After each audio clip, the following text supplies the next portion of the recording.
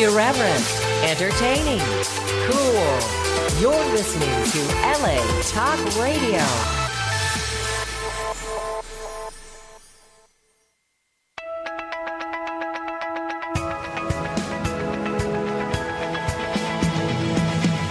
You're listening to Question Reality with Priscilla Leona, right here on LA Talk Radio. Hi, welcome to Question Reality. I'm your host, Priscilla Leona, and we are coming to you live from Los Angeles, California. If this is your first time tuning in, our show is going to help you to question your career reality. Now, this show is for you if you are considering a career in the entertainment industry. And our guests will provide you with all kinds of advice on how and what it takes to successfully pursue a career in the entertainment industry. And our guests include Emmy winners, Grammy winners, Tony winners, reality TV stars, producers, directors, actors, singers, casting directors, telemanagers, screenwriters, novelists. I sound like an auctioneer.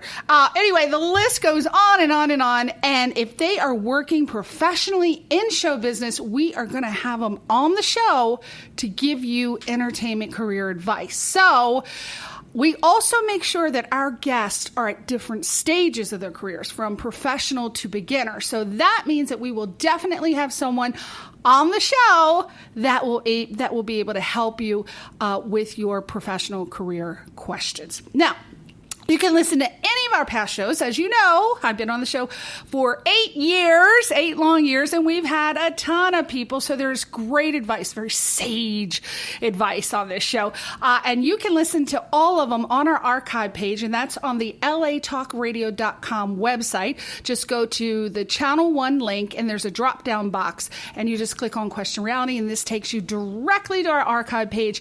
And our shows are also available on iTunes under the podcast section and on Stitcher.com. So just go to those websites and type in Question Reality Radio in the search box. Now, if you want to find out about our future guest, you have to go to a whole different website. That is the official Question Reality website, and that is questionrealityradioshow.com. questionrealityradioshow.com. And we are currently, we're always booked 6 months, sometimes to a year in advance, but right now about 6 months. And we're booking for January. So if you work professionally, you want to promote your projects, your book, your screenplay, anything that you want to promote, and also provide advice to our audience, of course, then go to questionrealityradioshow.com and submit. And we would love to have you, consider you to be on the show. Now, I also encourage you to download our free app for your Android or iPhone to be able to listen to all the other exciting shows. They're very informative. We cover so many topics. You feel like you're going a little crazy. Am I bipolar? Am I manic depressant? I don't know. I just keep taking these damn prescription pills. I don't know. There is a show for you that will help you out. You feeling like maybe a little flaccid in the morning? Well, we got a sexologist just around the corner. So go to the LA Talk Radio website, and there's a show for you. Barbecuing even. They even teach you how to barbecue. I don't know what goes on in that show, but it's been on for 8 years too, so it's got to be good. Again, latalkradio.com, and you can download the free app. Now, this guest today, she tried with all of her might to be on. I think it was August 16th. I can't remember the exact date. But boy, did we get so many emails that people were so upset she didn't come on. We had a little problem. I don't know. You know how the internet, it comes and goes. It's in, it's out. I don't know what happened, but we couldn't bring her on. But she was so gracious to come back. And she is here with us today. Real quick, she is the CSA award-winning casting director and producer, Christine Sheaks. Woo! Yeah, didn't think she was getting any applause today. She got the applause. You can check her out on IMDb.com. She's on Twitter at Christine Sheaks, and that's Sheaks. And she's on Facebook under Indie Girl Consulting. And just a little bit about her.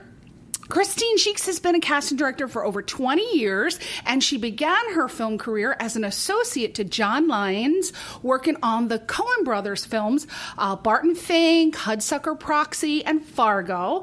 And when John became a producer, Christine's first feature as a casting director was A Walk in the Clouds with that hot, sexy Keanu Reeves, who I met in the Roxbury nightclub, and he wanted to do a little flirty. Not with me, unfortunately, but my friend Christine, not Christine Sheaks, Christine from Baltimore. Followed by Boogie Nights, in which Christine won the Casting Society Awards. And why wouldn't she? Wasn't that great casting for that movie? Other casting projects include casting that other hottie, oh boy, Josh Hartnett, woo, in H2O, Deep Blue Sea with Samuel L. Jackson, The Mod Squad, Scary Movie, 13 Ghosts, Kevin Smith's Jay, and Silent Bob Strike Back. Underclassmen with one of my absolute favorite hosts of all time, Nick Cannon. I love this man. I cannot figure out between Nick Cannon and Ryan Seacrest. I love both of them as hosts, but I gotta give a little bit more to Nick. I think he'd be a little bit more funky and kinky where it counts. So I'm gonna go Nick Cannon. I don't know what's wrong with Mariah. How would you let that little hottie go? And she has a ton more credits, so you can go to imdb.com to check it out. But let's just get her right on the line right now. Welcome, Christine. No, thank you, Priscilla. Really, it's my honor to be with you today. I'm so glad. I was like, will she come back? Well, you know what? I know you came from Redondo Beach today. Down there, Lord knows what you were doing, partying, having a good time. So I appreciate you. A little ocean. I used to live, when I first moved here from the East Coast, I lived in Hermosa Beach. And we used to always go to Redondo. There was a club down there. We're talking in my early 20s. Right. So there was a club that was so much fun in Redondo, Manhattan Beach. Oh, it was just, I didn't even know the Hollywood life. I was just doing the beach scene back then. But thank you for coming, because I know once you get in Redondo, you don't want to come back up to this gritty, grimy city when you're looking at the beach, right? Yeah, but you know what? I'm sort of enjoying, half my time is in Los Angeles, and the other time is by the beach, and I just feel like I... Now, do you have a home here and down at Redondo? I'm actually going through a couple of programs for my personal life, religiously, actually. Oh. And so, yes. So it's like a getaway. Yeah, so actually a little time in Redondo lately has just been... trying what the doctor ordered. Just what the doctor ordered, yeah. It. But yeah. Now, we got so many questions from last time, and then some from this time from everyone writing in. By the way, I am going to offer this. I know that actors are a little scared to talk to casting directors. Why? I don't know. But if you do want to call in and ask Christine a question, the number is 323-203-0815. 323-203-0815. And if you're listening to me now, it's right underneath the little box right there in the call-in number. So 323-203-0815. But I know you're probably scared, but don't be scared. She's so super nice and sweet. And she loves actors, as all casting directors do. But for some reason, actors are scared of them. I don't even know why. Okay, so let's start with you. Talk about you. Did you always want to be a casting director? When little Christine Sheaks was a little itty-bitty girl, what did she want to do? Well, no, here's the thing that, first of all, most people don't even know what a casting director is, and I certainly didn't. But I did fly out of the womb loving show business, and both my parents have said that I was obsessed with it. Even as a toddler, I would just watch the TV and go bananas, especially when music came on. Yeah. But I just was so obsessed growing up, but I just never thought I could get in. I mean, I didn't have anybody in my family in the entertainment business, but I'm telling you, I was obsessed. I would remember TV shows, films, the director, the actors. And so when I was about mid to late 20s, I suddenly just snapped one day. I'm telling you, I was working just down the street from here, actually, in a business, and I realized that I wasn't happy. And I literally said to myself one night before I went to bed, I'm going to flip this. Whatever business I was running, I am not going to do this for one more second. I'm going to be in show business. I don't care what it takes. And then that's all there was to it. What'd you do? Well, this is what I did. And honestly, without a gun, go postal it. No, but this is why I want to tell everybody. I really do believe that there's fate. And I think I just stepped into mine because I woke up the next morning and I said, if I'm going to go sweep floors for somebody because I don't really know that much about show business or what I want to do, I just knew that I loved it. I drove to 20th Century Fox that day. I drove by the guard and I waved at him with all my blonde hair. I didn't stop. He didn't come after me. And I found my favorite TV show. I mean, I must have looked it up. Where does Moonlighting with Bruce Willis and Sybil Shepherd, where does it film? So I must have found out that information. And I literally parked my car, went to the production office, knocked on their door, and I think it was the line producer or the production manager had let me come in. And I acted like a dope. I said, look, I love your show. I know the dialogue. All my friends and I, we watch it every week. And it was a replacement. It was a mid-season replacement. So it wasn't necessarily in its first full season, but it was like a cult thing that all of a sudden it caught fire that summer when ABC didn't have anything else to air. So they re-aired Moonlighting. Meanwhile, my friends and I had taped all the shows, and we truly knew every line because it was very Preston Sturgis, snap, snap, snap, right, between Maddie and David. It was very old-fashioned 1940s. And to make a long story short, I just so, just appealed to her. Like, look, I know it's crazy. She said, do you have a resume with you? No. Do you know what you want to do? No. And I said, I'm telling you, like, I'll sweep your floor. I don't care. But it has to, it's how I feel about men. If I love a man, anything goes. You know what I mean? I have to have that passion. It's how I feel about projects too.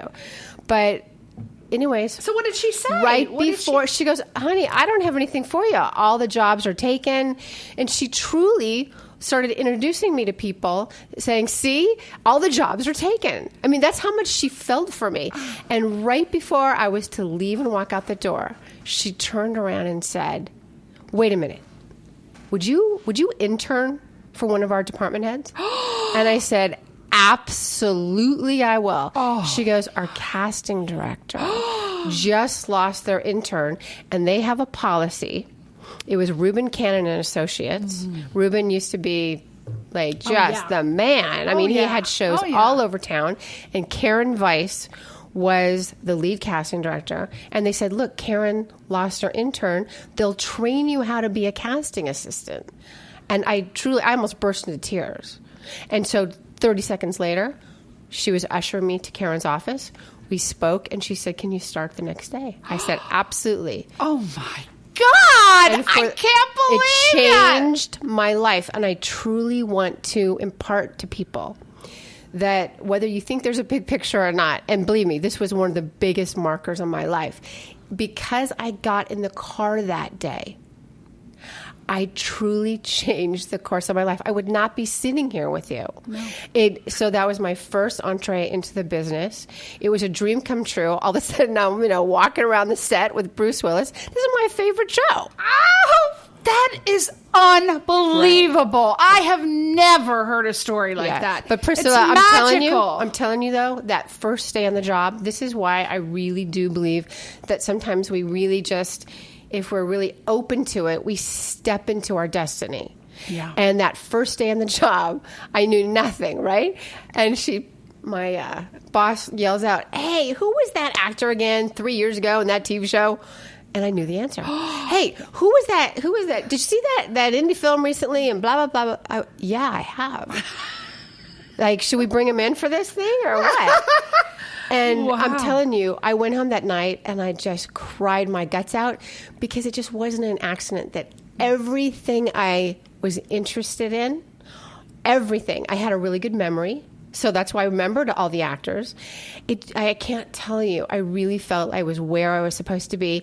And then my career it took off. I was with the show for a couple of years, and then I got into films.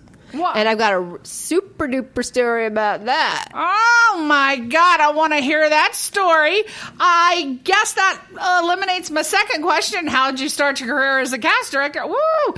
I want to hear that story. Please come back to it. You got a good memory, so I'm counting on you. Yeah. That's about the Coen brothers. Oh, yeah. So how do you feel that the entertainment industry specifically with regard to actors has changed or evolved since you started in show business? Oh, Priscilla, the entire business right now is in the biggest change since the talkies. How so? Because of technology. Like 10 years ago, 15 years when I started, do you remember the days where I would get mountains of pictures and resumes when we would release a breakdown, right? And so the agents would have to send over by messenger the tape, pictures and resumes. Oh, you got to look at this guy, got to look at this guy. I mean, everything was sort of done the old-fashioned way. Right.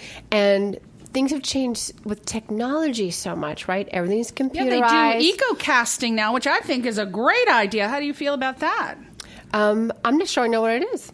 It's, they have it on Actors Access, and what they do is some of the casting directors offer the opportunity to actors, if you're with, Showfax? If you sign up for Actors Access, you become a member of Showfax, and then if you submit to a project, they will they'll say, hey, go get the sides on Showfax, and then make a tape. So you read your sides, you do the scene, you audition, you slate, you do the audition, then you come back to Actors Access and you submit the video clip.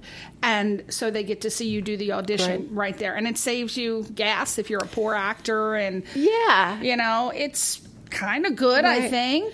Yeah, no. And look, I have to think about that a little bit because I am, as you can tell, I like to just meet people, see people. And there are some times when you're moving so fast, and that's the other thing. The economy has affected the way that casting directors have done their job. I used to have 12 weeks to leisurely meet people on a feature film and do this and do that, have a lot of generals. General meetings used to be the norm. They have so gone out the door because usually the production time is truncated, from 12 weeks to 3 weeks. So that means you're looking at a lot of tape. You're making a lot of offers. I mean, it's fast and furious. If somebody's got really good tape, I'm telling you in 30 seconds. I'll just sit in front of that computer. I will just click, click, click. And if somebody is really interesting to me and I feel they're right for the part and they're good, bam, I'll have somebody set them up literally. What makes them interesting to you? Because you ever see some actors' reels, it goes on for 5 minutes. I'm like, what is going on? They have to put everything they've ever done. It's very important, is it not, to just get it within 30 seconds, right? Yes, but okay, look, it's twofold. It's part of what is your mojo? Do you know what I mean? Mm-hmm. Look, there are actors who have really good mojo and they can't act yet. Mm. And then there are actors who are really good technicians, but something just hasn't clicked in their personal life yet. Mm. That's why sometimes, and this is what's beautiful, that we're dealing with human beings. We're not dealing with a piece of metal that never changes. I'm telling you that sometimes actors just shock you. 2 years down the line, you run into them, and they're just different. Because life happened to them. Do you see what I mean? Right. Either you've grown up a little bit, or you're more self-confident, or you've owned whatever your juju is. Mm-hmm. Do you know what I mean? Right. And look, I equate good casting to almost the way, when you walk into a party and somebody just turns your head and you go, wow. Do you know what I mean? Right. No, it's a feeling in your patootie. Yeah, it's feelings all over your patootie. Absolutely. and look, it doesn't matter if somebody, if somebody doesn't have the talent to back it up, when it really comes down to brass tacks, next. I want to ask you something. I have come across, because I produce films, feature films, short films, music videos. And I've come across in the casting process, sometimes actors do a really good job auditioning. But when you get them on the set, it's like they completely change. And they're not the actor that they were in the audition. Yeah, but that's the whole thing, though. Look, you cannot do? predict it. No, that's the whole thing. It's like, I cannot tell you how many times, and I consider myself pretty good. You know, I've been doing this for a long time. But there's been times when, you know, I've taped somebody, and I'm looking through the viewfinder, and then I put in, it looks pretty good, and then you slip it into the, you know, the monitor, and you go, oh, that's a little different. But I think that life is like, do you see what I mean? We're dealing with human beings. It's not a black and white thing. You know what I mean? Yeah. That's why, look, Priscilla, it doesn't happen a lot. It's only happened a couple of times in my career where somebody came in, auditioned really, really well, or they just came off a really, really good movie, and then they get to the set, and you're like, what the heck happened? But it's rare. And vice versa. There are some people who cannot audition, but that's you true. put them on the set and they'll act their ass off. No, absolutely. But you know who's one of the best auditioners, and obviously he doesn't have to audition anymore, is William H. Macy. Oh, really? Oh, Yeah. I would think that. Would be true. No, the great thing is that he just kind of considered it, you know, hey, this is what I do for a living. I'm going to, you know, show you what I got, and nice meeting you.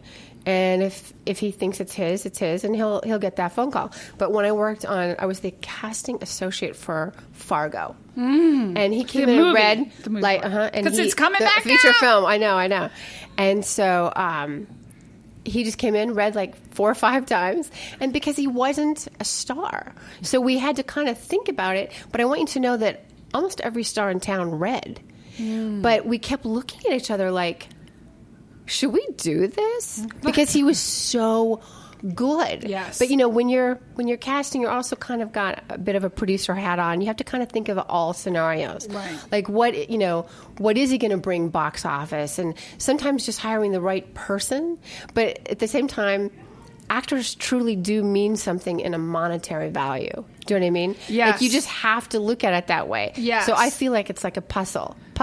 If I have somebody to the left who doesn't mean anything, I can maybe balance it out by somebody to the right who does mean a little bit of something. Yes. It truly is a puzzle. I'm so glad you brought that up, because when I asked you that original question about how things have changed in regard to actors over the years, tell us how important it is, as you were saying, you were balancing it, because they almost kind of want you to come with a package deal. Like they want you to have a following on Facebook and a following on Twitter. And I have friends that work at distribution companies, and my friend said, you know, I'll be honest with you, Priscilla, when we're sitting around considering something, we say, okay, how many followers does she have on Twitter? How many followers? They want to For what kind of project? For feature films, okay. or for shorts, or when they go to the festivals. They want to, if they're thinking of picking up someone to distribute, they want you to be packaged and have a following, because they want that built-in fan base. So how important is it also, you know, when you're considering casting? Let's address that, because I don't know, did you guys read that article that was just all over the internet? I think it was from South by Southwest. A couple of people had given an interview about how truly it's 95% your Twitter value, and 5% acting. And I just thought, it's terrible. No. But see, I don't believe it's true whatsoever. Really? I've done studio movies. I've done indie movies for the last 7 years predominantly. I've done a little of everything. And believe me, you kind of look at everything, but the bottom line is, if they're not good, that project's going to go straight into the toilet, and I dare any distributor or anybody to tell me otherwise. Yeah. Do you see what I mean? You just can't hire a piece of sugar who's got 200,000 or 2 million followers. Yeah. But I try to do both. Do you know what I mean? Is there somebody who's right for the part, who's really good, who I call it stacking the deck? That's what I call it. It may not be Twitter, or it could be, but most likely I always look at what project did they just come from. Are they coming off 2 hot movies? Or maybe are we going to present somebody if I just have a feeling that this person is going to pop? Yeah. Do you know what I mean? Right. Look what happened to Bill Macy. And by the way, this comes to another topic that, look at, he wasn't no spring chicken. He wasn't this 20-year-old Brad Pitt. He was a guy who really worked on his craft with David Mamet at the Atlantic Theater Company. He was, everybody knew Bill Macy. This is when I lived in New York City. And by the time, he had to be like, mid-30s or something by that time, mid to late, when he hit us with Fargo. And he was the right person for the job, and it changed his life. He's very special. I want to ask you, when you're looking at submission tape, you had said that you're looking for something interesting. First of all, how long does it take you to find that? And what to you do you think is interesting? Should they submit something, if it's just a submission, should they submit something funny or something dramatic first, funny first? It really does depend on what the project is. If I'm looking for somebody, it's a dramatic role, then I do try to look for dramatic tape. But I have to admit, I'm like so open that even if I do find somebody who's oh, Christine, I want to be considered for a dramatic role, but all I got is comedy tape. Believe me, if I think you're good and you move me, and I'm telling you, it's that thing that you cannot name. When you go home at night and you're still when you're moved by the way that somebody read something and you can't get it off your mind, right? That's that thing. That thing. Yeah, and when it converges with the right part, just like Bill Macy did. Yeah. Do you know what I mean? Yeah. Or Mark Wahlberg in Boogie Nights. God, he is something else. He is sexy. He's a cutie. He's sexy. I can't believe it. And he just really keeps his body banging. And he's like getting, maybe in his 30s now, but he looks good. He looks okay, I think really he's good. A little older or than maybe 30. Well, all right, but he looks but he's going to he should send you a present because he's going to love so that you. Hot. Yeah, no, he's a good guy. And I also love his brother, Donnie Wahlberg, who, one of my favorite By the way, he's really Bloods. Good in Blue Bloods, yeah. I thought you were going to say he's really good in bed. I was like, oh, Christine, that's too much. We're going to get sued over here. Y'all need to call Jenny McCarthy for that information.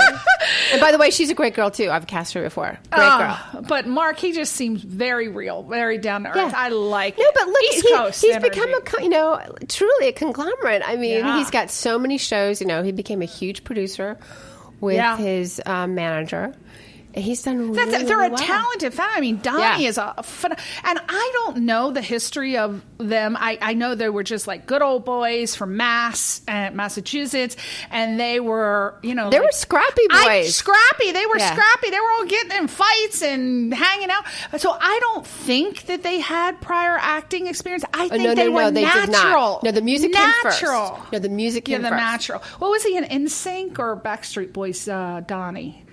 He was in one of those. It was a boy band. It was a boy band. My mind's gone blank for a second. Sorry, Donnie. And we know Mark was all up in the Calvin Kleins. We know those ads. But I think that is just so inspirational to so many people who are actors. And I think, oh, God, I don't have money for acting classes. I don't have, because it's expensive, Christine. It gets expensive. These acting classes and headshots. So there's still some hope. No, absolutely. Let's talk about workshops, in a second. Yeah. But I want to really hit home.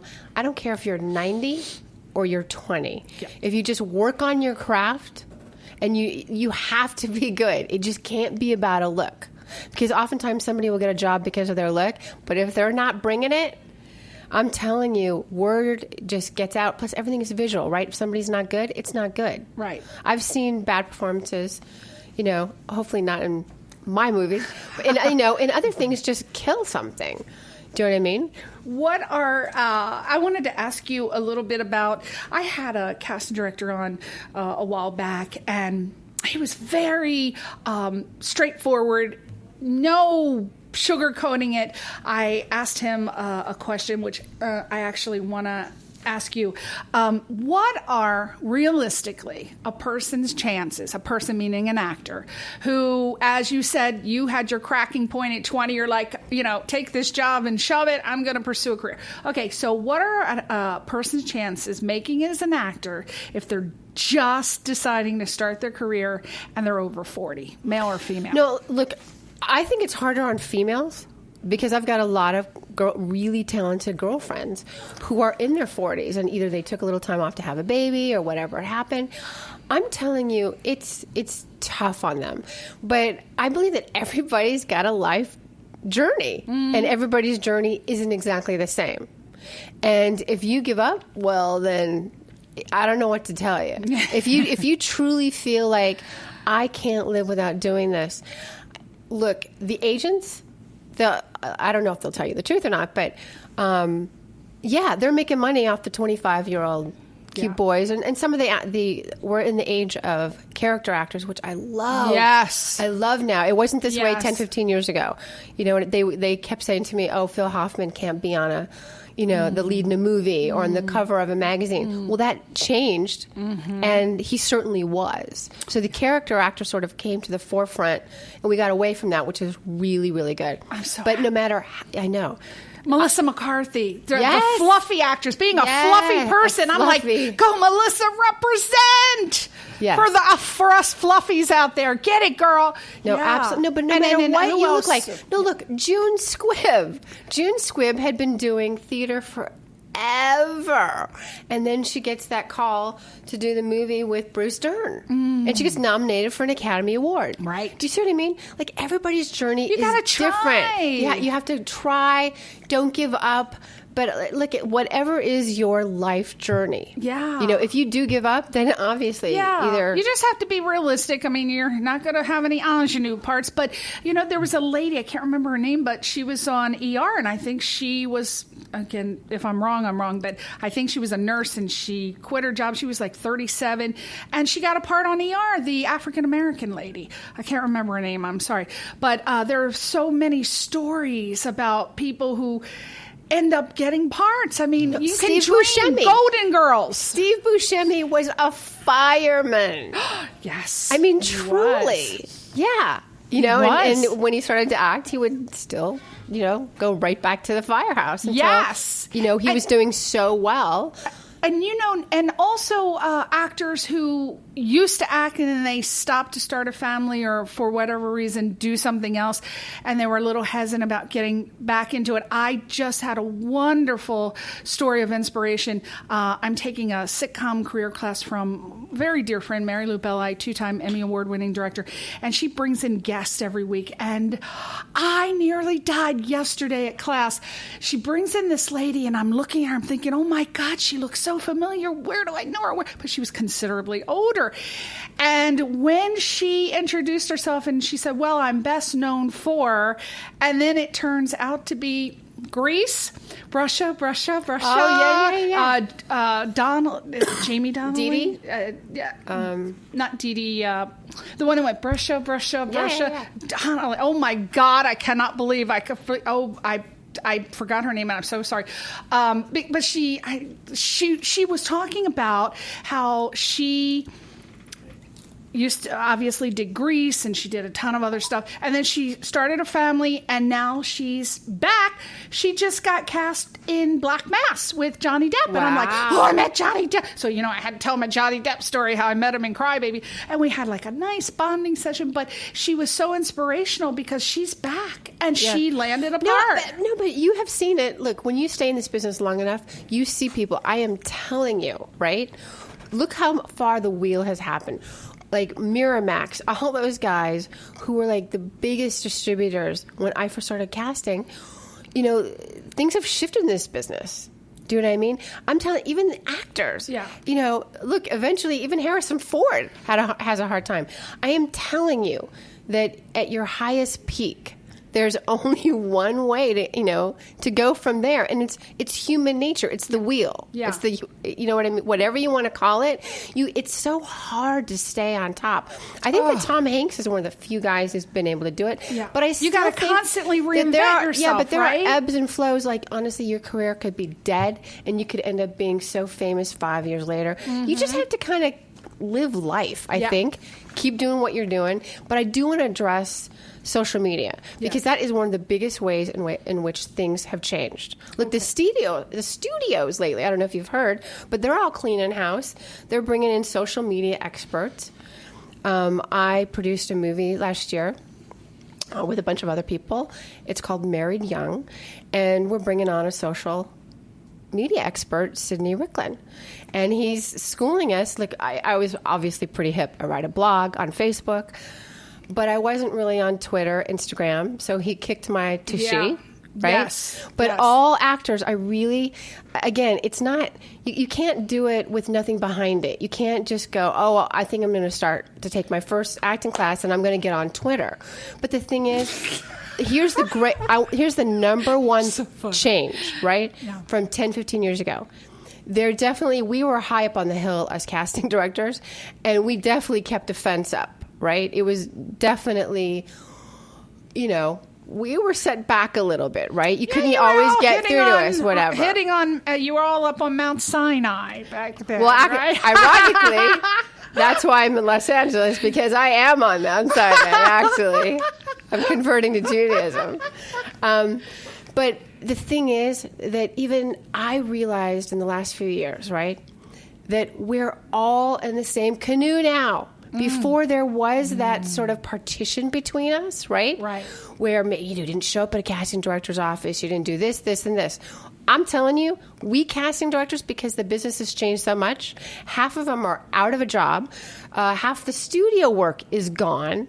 Like, things have completely changed. So that means that I'm doing the same thing that actors are doing. And if anyone tries to tell you different, I think they're not in the same business as I am. Wow. It means that we got to push ourselves. We casting directors, we producers, whatever your thing is. Now I started to write a couple of years ago. I'm doing things that actors are doing. And I actually had to push myself, but it really made me empathize with what actors have gone through their whole careers.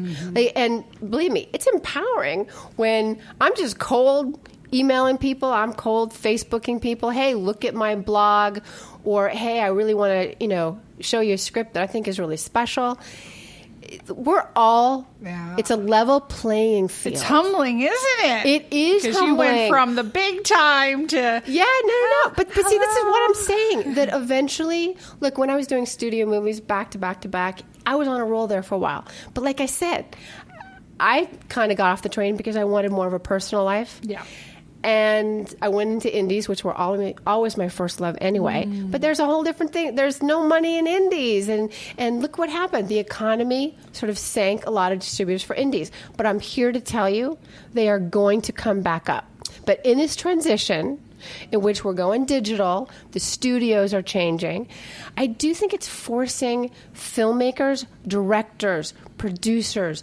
How can we really be creative, knock people's socks off for little money? So people are having to dig deep. You just can't throw a little, something on it and going, oh, hey, it'll make money. No. You got to really be different. Like, do you know what I mean? You got to, gone are they, oh, hey, I'll spend a couple $1 million, and if it does, well, that's just great, and I'll just put a little effort into it.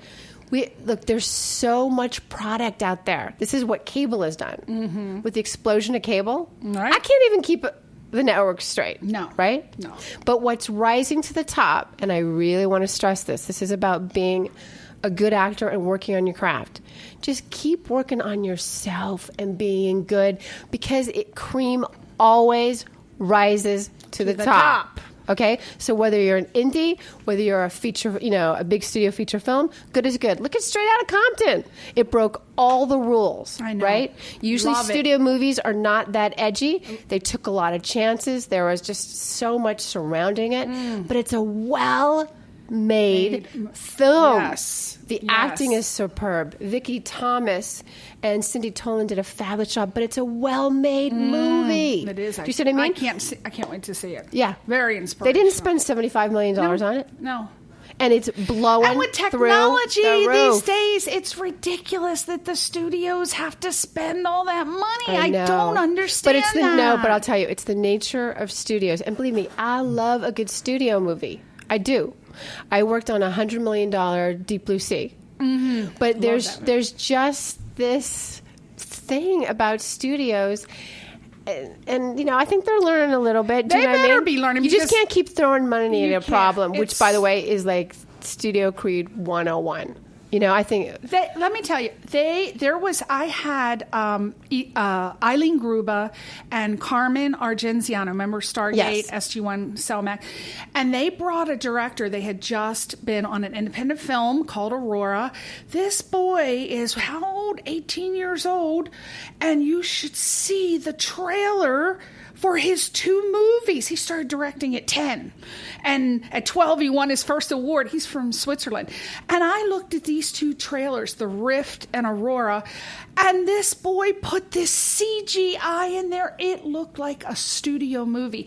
And kids these days, they start right away on computers. This is their world. They know how to do CGI by the time they're 5. But the thing is that you got to push the boundaries and do something different. On this little indie that I produced called Married Young, the director has been, he's done 300 commercials. We only had money for like a 17-day shoot, but I'm telling you, there's an animated character in our film, and there was just some things that once we got it up on its feet that he had to figure out creatively with no money, and Danny Kaufman figured it out. It forced him to truly think outside the box. I mean, he came up with stuff that I was just like so surprised at. This boy, creatively. This boy, Robert Kuba, shy, unassuming, sweet as anything, 6.5 million views on just his trailers. So this is impressive because we're and he run did by... it on the cheap, didn't he? Yeah. I mean, I am not going to discuss his budget, but I could not believe it. It was amazing. And by the way, social media, again. Social media. And the other thing that I'm learning, too, as a producer, is that, look, there's a good side and a bad side to this, but we have to act like studios. We have to come up with copy that's really going to just, as a hook, to really just get your attention. Yeah. We have to come up with a campaign. Right. And by the way, Doug Ellen from Entourage. Yeah. He's on my Facebook, and I was so impressed with him because here he had a major studio behind him, and he was on Facebook every day posting stuff. Oh, I love that. Do you see what I mean? This is why I'm trying to tell you that it really is a level, open playing field. Even if you have a studio, you kind of have to roll up your sleeves and don't pass the buck. No. Just don't, hey, great. I'll just take that check and good luck with it. No, you are fighting for your life. Yeah. You wanted to get it out there. And I think that every actor should be on social media. Absolutely. Gone are the days that you just hope that, somebody's going to see me. Yeah. What can an actor do to make their audition memorable, in your opinion? 2 things. Really know your craft. Mm-hmm. But when I'm casting leads in feature films, I'm telling you, it's the people who really spent some time with the material. Like, that impresses a director more than anything. There have been times when people have walked in, been a little off their game or whatever, and if somebody's really special, we'll take them aside and go, okay, we're going to give another shot. Usually that doesn't happen. Mm-hmm. If we really see something that is just really, special. Good choices. But I'll tell you, there's plenty of actors in my career who, really spent time and knew the sides. You always have the sides, by the way, in your lap. Even if you know it verbatim, you always have it in your lap just in case. That's what Mary Liz said. I just learned that. Yes, invariably something happens. Right? Yes. Yeah, Don't absolutely. Ever be too confident. But it shows the director, wow, you really like this material. You spent some time with it, and I am telling you, I've looked at an actor again if they really impress me that way. What are some overall casting director pet peeves about actors at an audition? Well, I was at a showcase, and I told this funny story that props are the number one no-no. The only prop acceptable is a cell phone. But I'm moonlighting. I just to tell the story that a guy came in and, there was a scene between Dave and Maddie, right? And all of a sudden, he starts reading, and he grabs the producer out of his chair and threw him against the wall and took his toy gun out of his jacket and put it up, against his head, his temple. We about read. What? He had a heart Bruce attack. Willis And did by that? the way, no. Or it no, was an it was actor auditioning. Okay. auditioning for the show, for an episodic, yeah. And so I'm telling you, though, to this day, I remember it like it was yesterday. Like first of all, you never touch a producer. He truly grabbed him by the collar, threw him up against the wall, frisked him. It just could. When I probably never forgot it either. Do we hear this actor's name anywhere today, or you've never heard it again? No. He's in an insane asylum No, right honestly, now. I would never bring him back. Seriously. Yeah. Unless he was crazy. Al Pacino or something. Yeah. But you just don't do it. He went real method. No, but I'll tell you why, though. Because everything then is about that prop and the action. I'm more impressed if somebody can just come in. If you can do the dialogue while sitting in a chair. Right.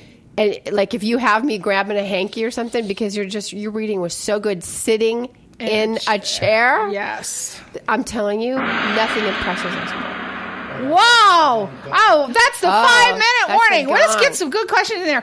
Now, starting out in a career as an actor, for most people, it's financially challenging, as we were talking. What advice can you give an actor? They're trying to supplement their income. They need headshots. They need acting classes. They need this and that and this and that. What do you... No, look, workshops are really important. And there's a really big debate, and there has been for several years. The people don't realize that we have so little time. We have so little time that if I'm going to be grabbed out and I'm going to actually teach a class...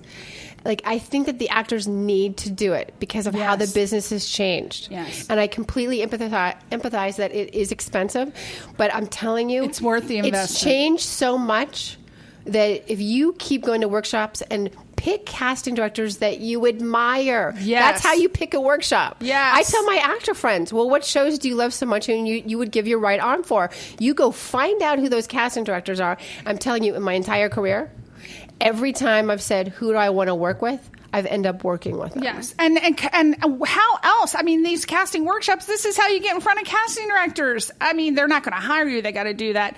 What is that statement they got to do that this is not a job? This is not. By law, they have to do that. Yeah. But, and they're not there to hire you, but they will remember you if you do a good job and you might get called in. So workshops for sure. No, and are you teaching workshops? Are you doing I just really believe in. Are you teaching? I mean, are you I'm going not in some place specifically, but I get calls all the time just to do workshops. But I believe once you got me, just go there. Let's just go over everything in your life. But my number one thing, pictures and resumes.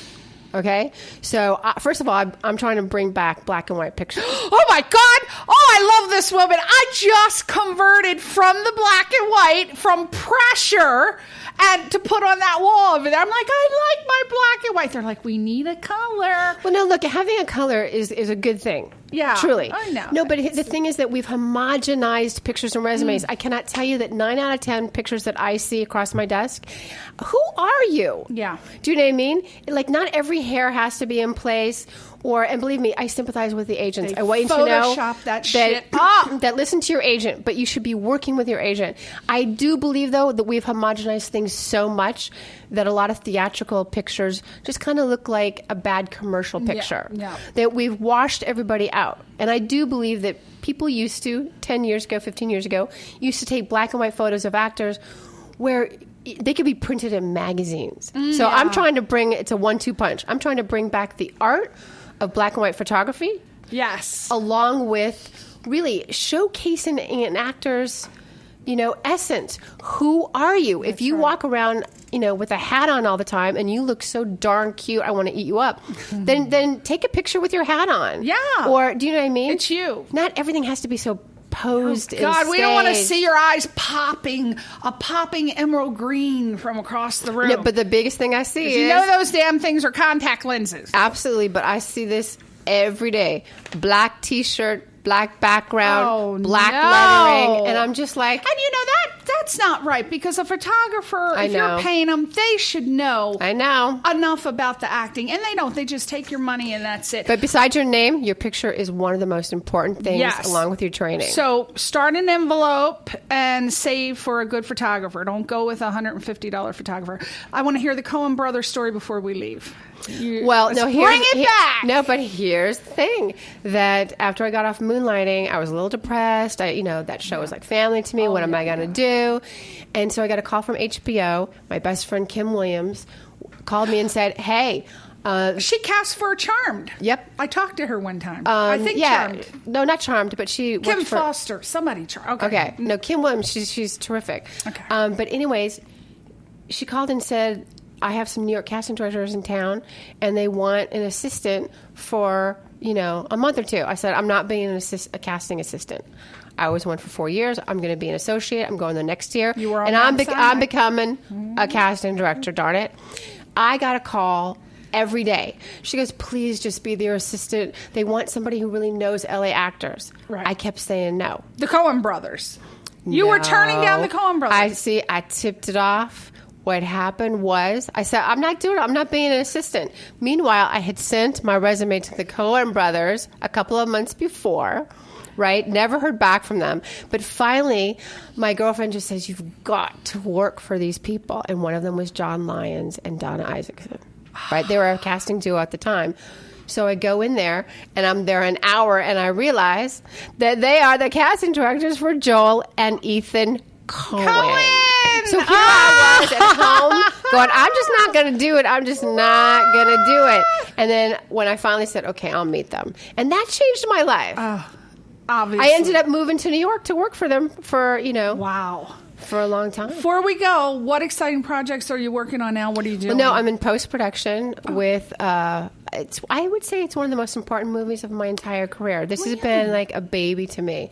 It's a feature film called Married Young. We're about to roll out a lot of social media about it as we submit to the festivals. But it's about relationships, picking your battles. It's a very universal theme. It's extremely funny. It's funny, but it's I like deep. funny. No, absolutely. It's about, life and being mature in relationships and being responsible and grown up. We're being grown up. We all want to be grown up at least one time. We have run out of time, and I'm getting a signal. I'm getting the evil eye, the Greek evil eye back there. So let's.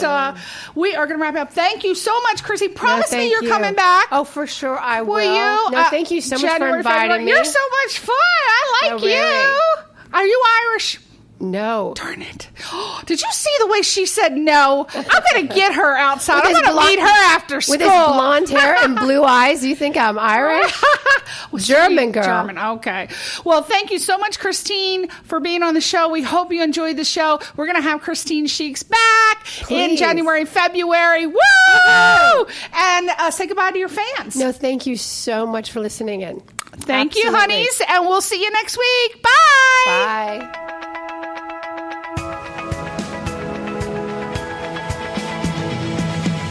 You're listening to Question Reality with Priscilla Leona, right here on LA Talk Radio.